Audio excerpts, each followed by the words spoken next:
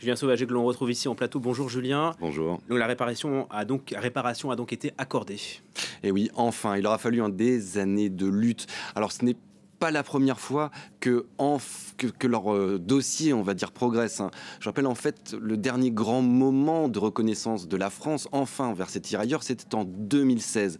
C'est donc très récent, avec François Hollande, alors président de la République, qui avait octroyé la nationalité française à ces Sénégalais. Mais alors quand on dit un tirailleur sénégalais, attention, c'est le nom du corps d'armée colonial en fait, qui comprenait des populations qui venaient de l'ensemble des colonies, donc du Sénégal, mais aussi du Mali, de Côte d'Ivoire, du Maroc, de l'Algérie, bref, de l'ensemble des colonies françaises.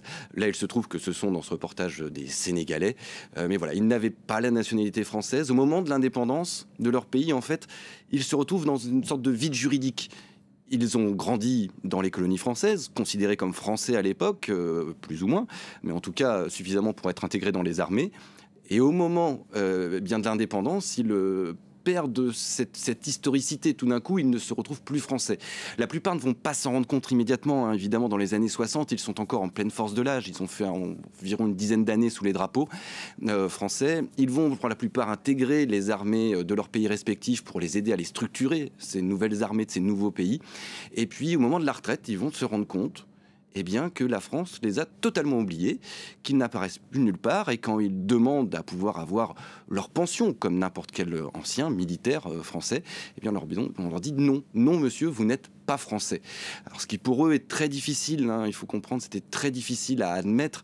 Ils avaient grandi avec de l'instruction française, avec la France, c'est votre pays. Ils étaient pour eux intégrés dans l'armée française, etc. Oui, ils se sont battus au prix de leur vie. Aux côtés d'autres Français. Yoro Diao, que nous avons vu dans ce reportage, m'expliquait que voilà, il avait perdu ses deux amis les plus proches. C'était un Alsacien et quelqu'un qui venait de Clermont, avec qui il était côte à côte dans les combats. Donc, pour eux, ils avaient grandi en France, ils ne comprenaient pas.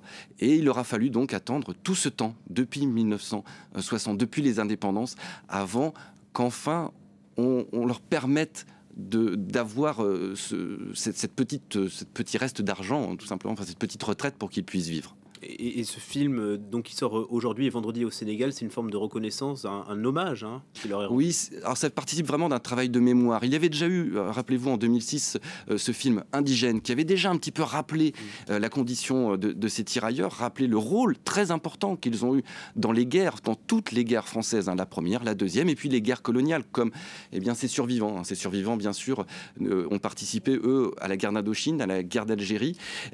Toutes ces personnes avaient été oubliées, et ces films permettent de remettre un coup de projecteur, de rappeler le rôle très important qu'ils ont eu, et permet aussi, en plus bien sûr du travail de l'Office national des anciens combattants, et puis aussi d'une association sur le devoir de mémoire pour les tirailleurs, qui ont poussé sur ces dossiers, de leur permettre enfin de pouvoir rentrer au Sénégal avec une pension, avec leur pension, leur minimum vieillesse, c'est 900 €, avec lequel ils vont pouvoir enfin, ils n'auront plus besoin de faire ces allers-retours permanents entre le Sénégal et la France.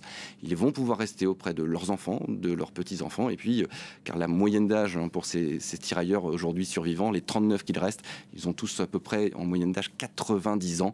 Et donc ils ont des arrière-petits-enfants, et ils vont pouvoir passer les dernières années de leur vie sans avoir besoin de faire ces allers-retours. Ils vont pouvoir rester définitivement là pour ces trois-là au Sénégal. Merci infiniment Julien Sauvager. Votre focus est à retrouver bien sûr sur france24.com.